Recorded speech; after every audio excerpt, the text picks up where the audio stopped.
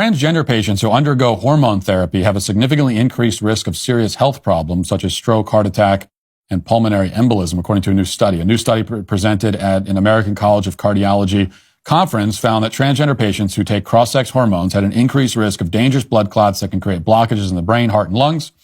The study found the subjects had nearly 7 times the risk of stroke, 6 times the risk of the most severe type of heart attack, nearly 5 times the risk of pulmonary embolism, compared to those with gender dysphoria who never used hormone therapy. Dr. Ibrahim Ahmed said it's all about risks and benefits. Starting transitioning is a big part of a person's life and helping them feel more themselves. But hormone replacement therapy also has a lot of side effects. It's not a risk-free endeavor. Who would have thought? Who would have thought just injecting hormones into someone to bring their perception, to try to bring their body into a line with their perception of themselves? Who would have thought that it would have catastrophic long-term health effects? So everything we've heard from the media and from the medical establishment, they've been insisting this for years. They've been telling it to parents and kids and patients also who are not kids. They've been saying it's entirely safe. It's completely safe. It's all nonsense. They are lying.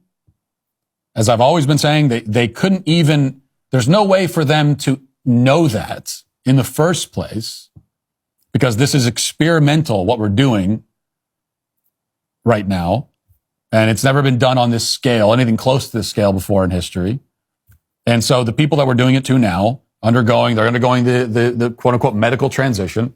They are the test subjects. So we know to begin with, anything they say about it's safe, it's long term, there's no way to know that. You can't possibly know that.